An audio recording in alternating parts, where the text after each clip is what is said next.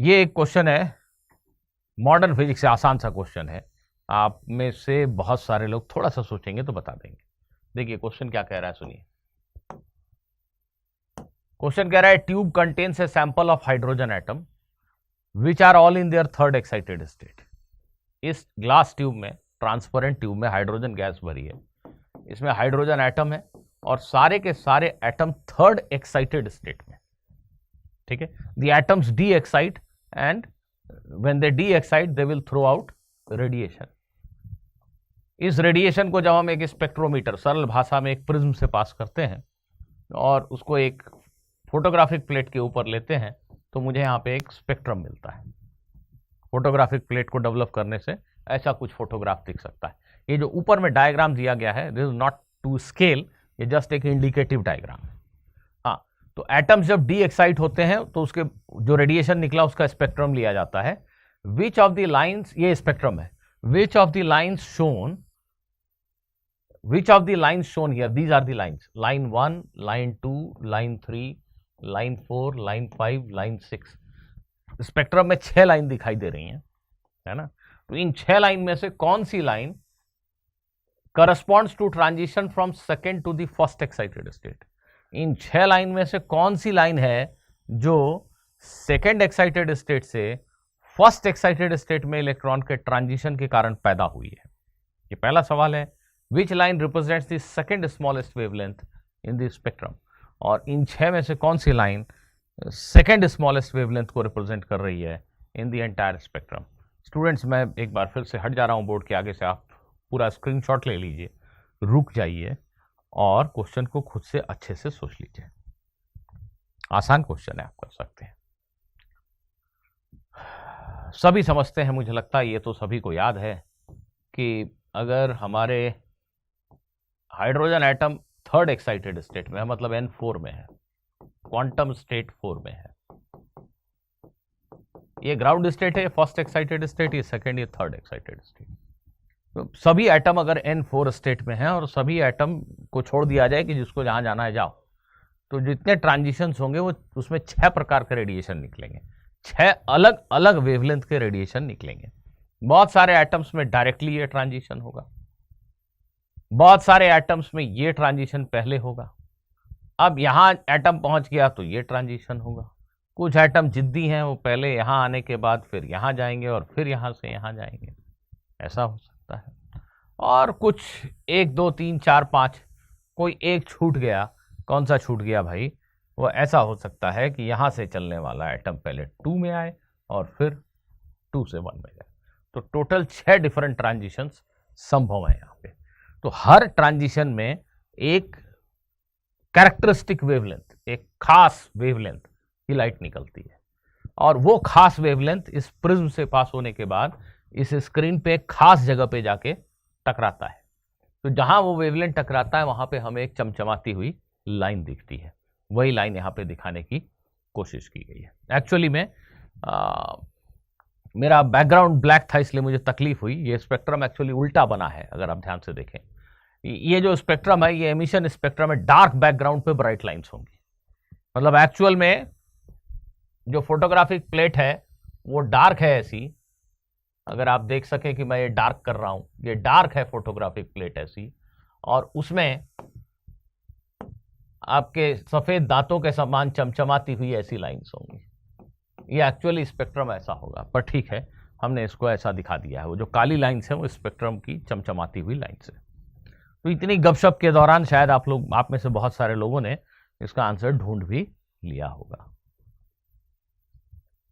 देखो, ये जो ट्रांजिशन है 4 से 1, 4 से 1, या ये जो ट्रांजिशन है 3 से 1, या ये जो ट्रांजिशन है 2 से 1, ये तीनों में जो लाइट निकली वो लाइमन सीरीज की लाइट कहलाती, लाइमन सीरीज के लाइंस कहलाते हैं स्पेक्ट्रम में, आप सभी जानते हैं। इन तीनों लाइंस के वेवलेंथ में कोई जमीन आसमान का अंतर नहीं होता। क्या कह रहा हूं बच्चों? यहां नंबर्स में बात कर लेते हैं। ये -13.6 इलेक्ट्रॉन वोल्ट है, ये -3.4 है, ये -1.51 है, ये शायद -0.85 है।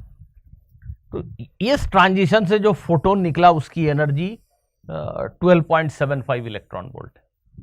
और इस ट्रांजिशन से जो फोटोन निकला उसकी एनर्जी ये करीब करीब 12.09 है। तो 12.75 और 12.09 में कोई जमीन आसमान का अंतर नहीं है। ये दोनों फोटोन ऑलमोस्ट सेम एनर्जी के हैं, इनके वेवलेंथ में कोई बहुत बड़ा अंतर नहीं है आपस में।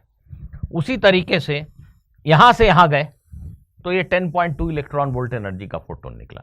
ठीक है, ये भी उनके करीब करीब आसपास ही है, 12.75, 12.09 शायद, और 10.2 इलेक्ट्रॉन वोल्ट। इन फोटोन्स की आपसी एनर्जी बहुत डिफरेंट नहीं है, इसलिए इनके तीनों के वेवलेंथ लगभग समान हैं, इसलिए ये स्क्रीन पर लगभग एक ही जगह आके जमा हो जाते हैं। तो ये जो तीन पास पास की लाइन दिख रही हैं, ये आंख बंद करके लाइमन सीरीज की लाइन है, क्योंकि तीन लाइमन सीरीज की लाइन निकली हैं और पास पास होनी चाहिए वो लाइन, एक दूसरे से बहुत दूर नहीं होनी चाहिए। ये लाइमन सीरीज की लाइंस। यहां पे भी देखिए ध्यान से, अगर मुझे ये सब नहीं दिखाया गया होता, एक मिनट के लिए सब किनारे कर देते हैं, तो भी शायद हम समझ जाते कि 4 कौन सी लाइन को रिप्रेजेंट कर रहा है और 6 और 5 किस लाइन को रिप्रेजेंट कर रहे हैं। 5 और 6 के बीच में गैप कम है, मतलब ये दोनों जो फोटोन से इनके एनर्जी में अंतर कम है। तो 4 से 1 का ट्रांजिशन और 3 से 1 के ट्रांजिशन, इन दोनों के बीच में जो डिफरेंस है एनर्जी का, वो बहुत बड़ा नहीं है। तो ये ऐसे फोटोन हैं जिनके वेवलेंथ में भी बहुत बड़ा अंतर नहीं होगा। ये ऐसे फोटोन हैं जो स्क्रीन में भी एक दूसरे से बहुत दूर नहीं होंगे। ये 5 और 6 को रिप्रेजेंट कर रहे हैं। उनके कंपैरिजन में जो 2 से 1 का ट्रांजिशन हुआ है, उस फोटोन की एनर्जी फिर भी डिफरेंट है, 12.75, 12.09 और फिर सीधे 10.2। तो ये थोड़ा बड़ा अंतर हो गया। तो ये जो तीसरा फोटोन है, इसकी वेवलेंथ थोड़ी अलग है उन दोनों से, ये उन दोनों के बीच का जो गैप है उससे बड़े गैप पे होगी। तो ये समझ में आ रहा है कि 10.2 इलेक्ट्रॉन वोल्ट वाला यही फोटोन है। ये किस ट्रांजिशन से पैदा हुआ है, तो आंसर है 2 से 1 पे जंप होने की वजह से। ये किस से पैदा हुआ है, 3 से 1 पे जंप होने की वजह से। ये किस से पैदा हुआ है, 4 से 1 पे जंप होने की वजह से। ये लाइमन सीरीज की 3 लाइन है। ऐसे ही अब लाइमन के बाद जब बामर पे जाएंगे तो उनके फोटोन की एनर्जी काफी डिफरेंट है as compare to Lyman series के फोटोन। तो उनके बीच में एक भारी भरकम गैप है, अच्छा बड़ा गैप है। और ये दो लाइंस जो है वो बामर सीरीज की लाइन है, 3 से 2 और 4 से 2 ट्रांजिशन को करस्पॉन्ड कर रही है। और ये पास्चन सीरीज की लाइन है, यहाँ पे एक ही लाइन है पास्चन सीरीज की, 4 से 3 ट्रांजिशन से पैदा हुई है। तो इस क्वेश्चन में पूछा गया which of the line shown correspond to transition from second to first excited state. गलती मत कीजिएगा, एक्साइटेड आप होके एक गलती कर देंगे। सेकंड एक्साइटेड स्टेट मतलब N3, फर्स्ट एक्साइटेड स्टेट मतलब N2। तो 3 से 2 का ये जो ट्रांजिशन है बामर सीरीज वाला, ये वाला लाइन, ये कौन सी लाइन है, 2 है कि 3 है?